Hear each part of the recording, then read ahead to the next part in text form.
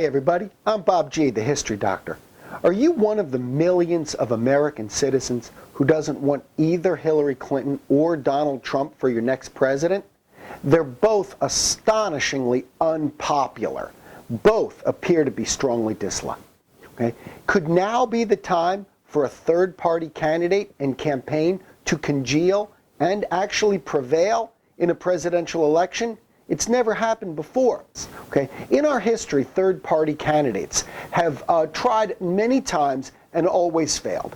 In 1912, Teddy Roosevelt, broke away from the regular Republican Party to establish the Bull Moose Party. He got a lot of popular votes and some electoral votes, but Woodrow Wilson was elected given the split in the Republican Party. In 1948, Dixiecrats Strom Thurmond as well got popular votes in the South and some electoral votes of southern states. In 1968, segregationist George Wallace also won some popular votes and some electoral votes, but did not prevail. In 1980, John Anderson, an independent candidate, won a number of popular votes, but no electoral.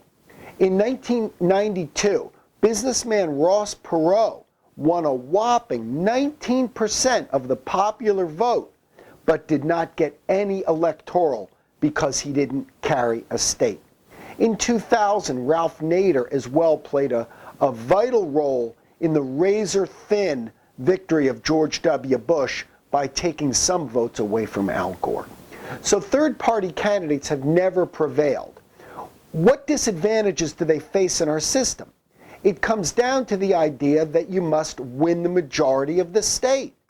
So the system is at a disadvantage for a third-party candidate. What would need to happen for a third-party candidate actually to prevail? The first thing would be there would have to be guaranteed ballot access in all 50 states. Presently, each state runs its own state election, and ballot requirements, filing deadlines are different in all 50 states. So getting the signatures on petitions, the minimum number in all different 50 states, is very difficult for third-party candidates. Public funding of presidential elections would also be necessary.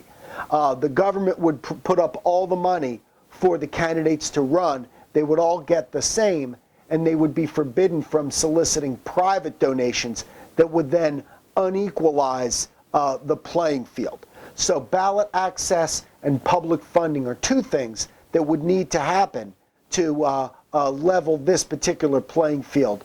This doesn't seem like it's going to happen anytime soon, but if Americans continue to be dissatisfied with Mr. Trump and Mrs. Clinton, look for Libertarian candidate Gary Johnson and Green Party candidate Jill Stein to make a run, make a play for being included.